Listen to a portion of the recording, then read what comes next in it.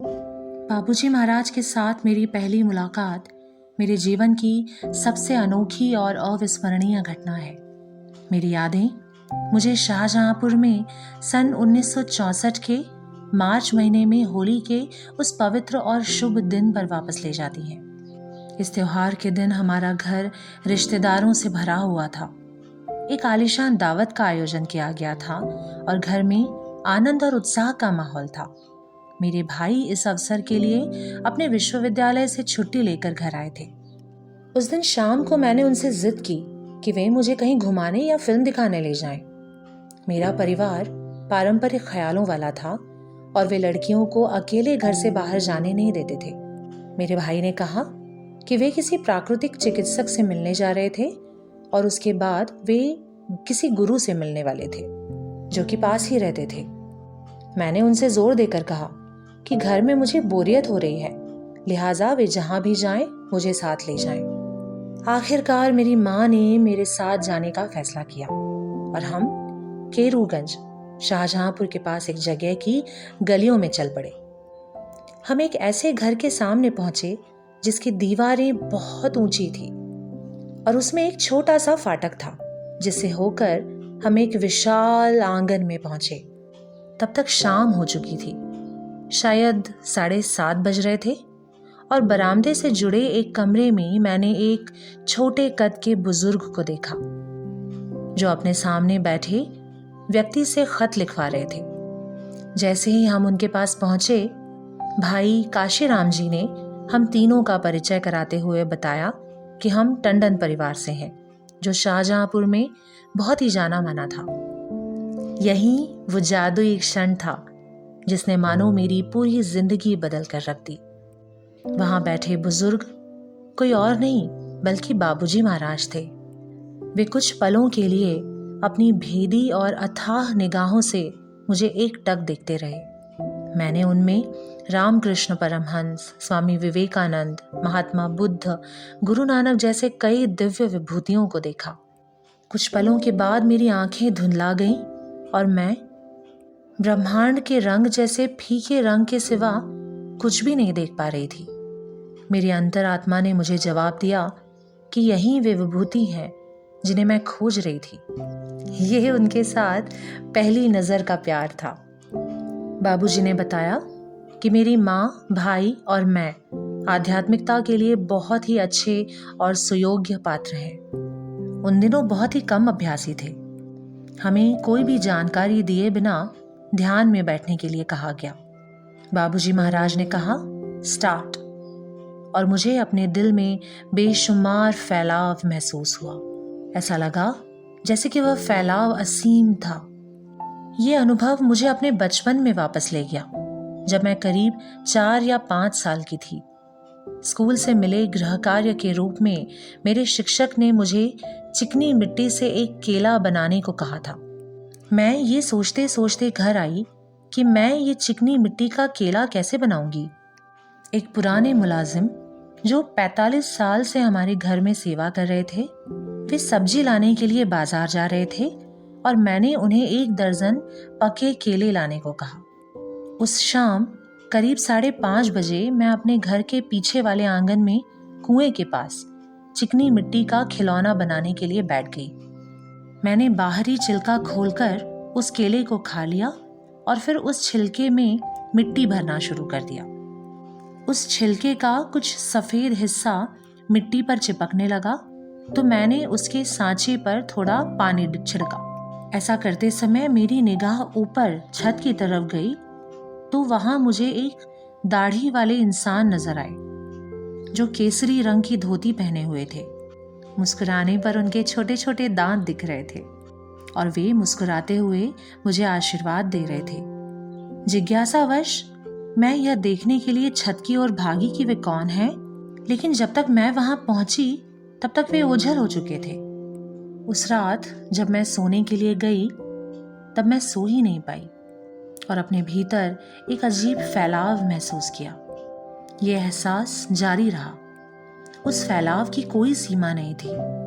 ऐसा लगा मानो कुछ परतों को हटाया जा रहा था और मैं अनंत में विस्तारित होती जा रही थी। हमारा कारोबारी परिवार था और घर के सभी पुरुष देर रात वापस लौटते थे। इसीलिए आमतौर पर मैं रात को देर से ही सोया करती थी। मुझे यह दृश्य हर रात दिखाई देता और उसने मेरे भीतर एक प्रकार का डर पैदा कर दिया था। मैं केवल तभी सो पाती जब मैं इन सब चीजों से थक जाती थी। यह बात मैं अपने घर में किसी को नहीं बता पाई कि मेरे साथ क्या हो रहा था, और ना ही मैंने इसके बारे में बड़े बुजुर्गों से बात की। इसी तरह यह सिलसिला 6 से 8 सालों तक चलता रहा और तब तक मैं धीरे धीरे मूर्ति पूजा में, खास तौर से काली पूजा में फंसती चली गई। मैं देवी दुर्गा के प्रति विशेष आकर्षित थी। मैं विधिवत पूजा करती रही, सभी मंदिरों में गई और गंगा घाट जैसी जगहों पर भी जाती रही। मेरे पिताजी ने एक पुराने मित्र श्री J.R.K. रायजादा, जो कि श्री रामचंद्र मिशन के पुराने अभ्यासी थे, वे उन दिनों अक्सर हमारे घर आया करते थे। जब भी वे मुझे देखते, वे कहा करते थे कि मुझे अपना समय मूर्ति पूजा में ज़ाया नहीं करना चाहिए। वे मुझे अपने गुरु के पास चलने के लिए कहा करते थे। श्री रामचंद्र मिशन की स्थापना सन 1945 में हुई थी। तभी से श्री J.R.K. रायजादा उससे जुड़े हुए थे। उस वक्त मैं गुरु शब्द का अर्थ बिल्कुल नहीं समझती थी, लेकिन बाबूजी महाराज के चरणों में आने के 1 साल पहले से ही मैं मूर्ति पूजा छोड़ चुकी थी। मैं देवी देवताओं पर इतनी ज़्यादा निर्भर हो चुकी थी कि जब मैंने मूर्ति पूजा छोड़ दी थी, तब भी कुछ सवाल लगातार मेरे मन में उठते रहते थे, जैसे ईश्वर कहाँ है, मैं कहाँ से आई हूँ, मुझे अपना जीवन कैसे जीना है, मैं किस पर निर्भर रहूं जो मेरे जीवन का सहारा भी हो। मैंने अपने जीवन में ऐसी विभूति के आने के लिए प्रार्थना की जिन पर मैं पूरी तरह निर्भर हो सकूं और जिन्हें मैं अपने जीवन के सहारे के रूप में देख सकूं। ऐसा लगा मानो मेरी प्रार्थनाएं सुन ली गई हों और होली के शुभ दिन पर बाबूजी महाराज से मेरी एक अनोखी मुलाकात हुई और उसी क्षण मुझे यह एहसास हुआ कि ये ही वे विभूति है जिनकी मुझे तलाश थी। बाबूजी के स्टार्ट कहते ही मुझे ये सब कुछ याद आ गया और मैंने उसी फैलाव की अनुभूति को फिर से महसूस किया जो मुझे सालों पहले हुई थी। उस दिन सारी रात मुझे वैसे ही दिल के फैलाव का एहसास होता रहा। अगले दिन पूरे समय मुझे शांति महसूस हुई। अगले रोज बाबूजी के घर जाने के लिए मैंने अपनी माँ पर जोर दिया। ऐसा लगा मानो मेरे पैरों में किसी ने पहिए लगा दिए हों और मैं बस बाबूजी के घर पर जाना चाहती थी। मेरी माँ भी वहाँ जाना चाहती थी, इसलिए हमने पिताजी से कहा कि रात में लौटते समय वे हमें बाबूजी के घर लेते हुए वापस आए और इस तरह हम एक बार फिर से बाबूजी के घर गए। उस समय भी वे चिट्ठी लिखवा रहे थे, इसलिए हम उनके पास जाकर बैठ गए। बाबूजी किसी को बता रहे थे कि वे सीतापुर में एक नेत्र विशेषज्ञ के पास जाने वाले हैं। मैंने उनसे उनकी आंखों के बारे में पूछा तो उन्होंने बताया कि डॉक्टर्स का कहना था कि उन्हें मोतियाबिंद हो गया है। मैंने बचपने में कहा, आपको ऐसा कुछ कैसे हो सकता है? अब आपके लिए अपना काम करना मुमकिन नहीं होगा। तो उन्होंने कहा, इसके बारे में सिर्फ लालाजी ही जानते हैं। बाबूजी सीतापुर में उस नेत्र विशेषज्ञ से मिले। डॉक्टर ने उनसे पूछा कि क्या वे उन्हें बता सकते थे कि रेटिना के किस बिंदु की विफलता से अंधापन होता है। तब बाबूजी ने उन्हें बड़े विस्तार से समझाया कि अंधेपन या मोतिया बिंदु के इस बिंदु को कैसे छुआ जाता है। उन्होंने समझाया कि यदि ऑपरेशन के समय इस बात का ख्याल रखा जाए तो वह सफल होगा। डॉक्टर उनकी बातों से बहुत प्रभावित हुए और उनके निर्देशों का पालन करके अपने पेशे में काफ़ी कामयाब भी हुए। बाबूजी ने बताया कि भले ही डॉक्टर साहब सहज मार्ग के अभ्यासी नहीं थे, फिर भी उन्हें बाबूजी पे बहुत विश्वास था। मैंने बाबूजी से कहा कि उन्हें इस विशेषज्ञ के पास जाने की कोई ज़रूरत नहीं थी क्योंकि वे खुद अपना इलाज कर सकते थे। उन्होंने उत्सुकतापूर्वक पूछा, तो क्या करना चाहिए? मैंने कहा, उन्हें एक बोतल पानी व आई ड्रॉपर लेना चाहिए और अपनी इच्छा शक्ति का उपयोग करते हुए पानी की कुछ बूंदें आँखों में डालनी चाहिए और ऐसा करने से वे जल्दी ही ठीक हो जाएंगे।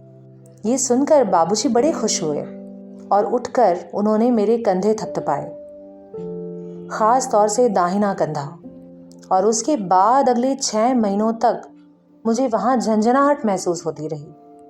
उन्होंने कहा, यही सच्ची आस्था और प्रेम है। एक छोटी लड़की ने उन्हें इतना अच्छा सुझाव दिया था कि अब जीवन भर उनको मोतियाबिंद नहीं होगा। बाबूजी ने कहा, फिर भी वे एक बार डॉक्टर से जांच करवा लेंगे। उस दिन बाबूजी ने मुझसे कुछ खत भी लिखवाए। उन दिनों औरतों का पर्दे में रहने का रिवाज था। वे पुरुषों को सीधे नहीं देखती थी। तब मिशन में बहुत कम महिलाएं थीं, मुख्य रूप से कस्तूरी चतुर्वेदी और उनकी बहन केसर चतुर्वेदी का नाम याद आता है।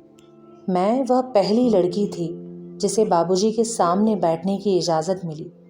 इसके बारे में पूछे जाने पर उन्होंने कहा, कुछ लोगों को पर्दे की ज़रूरत होती है और कुछ लोगों की आंखों में ही पर्दा होता है। बाबूजी प्यार से मुझे बिटिया बुलाते थे। मुझे ऐसा महसूस हुआ कि मैं बाबूजी से प्यार नहीं करती थी, बल्कि वे ही हैं जो मुझ पर प्यार बरसा रहे थे। ऐसा लगा मैं हर पल उनकी देख रेख में हूँ और वे मुझे अपनी ओर खींच रहे थे। वे मेरी पढ़ाई के बारे में पूछा करते और मेरे निजी विषयों में भी दिलचस्पी लेते थे। उनका कहना था कि मैं समझदार लड़की थी। अगले दिन जब मेरे पिताजी आए तब बाबूजी ने उनसे कहा कि यदि कोई बिना छुपाए मुझे सारी बातें बता दे तो मैं अच्छा सुझाव दे सकती हूँ। उन्होंने कहा, हम भी अपनी बिटिया की सलाह लेंगे। यह सुनकर मेरे पिताजी की प्रतिक्रिया थी, बाबूजी इस बेवकूफ़ लड़की की तारीफ कैसे कर रहे हैं। यहाँ तक कि मेरे घर पर सभी का मेरे प्रति ऐसा ही रवैया था।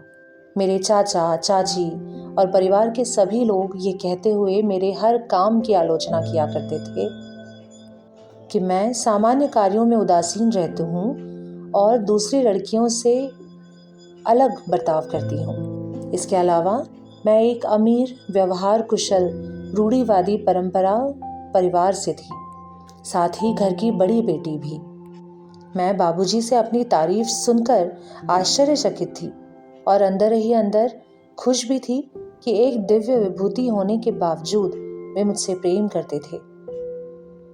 आखिरकार मैंने इस दुनिया में एक ऐसे इंसान को पा लिया था जिन्हें मेरी परवाह थी और जिन्हें मैं प्रेम कर सकती थी।